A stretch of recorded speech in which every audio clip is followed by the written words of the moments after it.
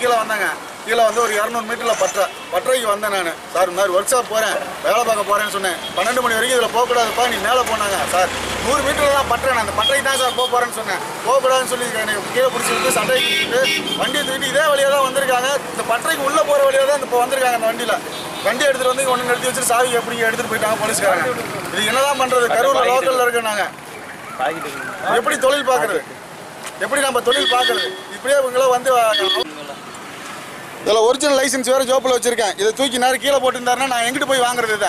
இதை இப்போ இந்த வேறு சட்டம் கொண்டு வந்திருக்காங்க. ஒரிஜினல் லைசன்ஸ் ஜோப்பிலே வச்சுட்டு இருக்கேன். இதெல்லாம் பிடிக்கி கீழே போட்டார். நல்லா பொறுக்கி எடுத்துகிட்டு வரேன்.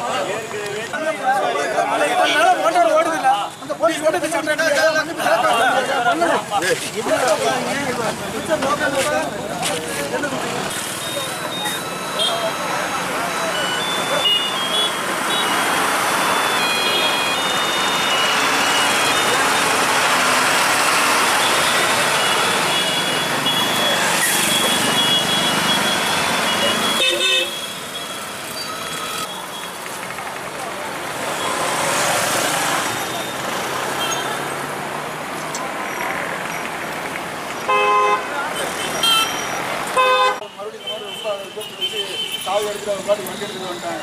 செருப்பு கூட போடல சார். அங்கேருந்து பொடிகள் நான் நடந்து வந்துட்டு இருக்கேன். நம்ம லோக்கல்ல இருக்கோம் தப்பு.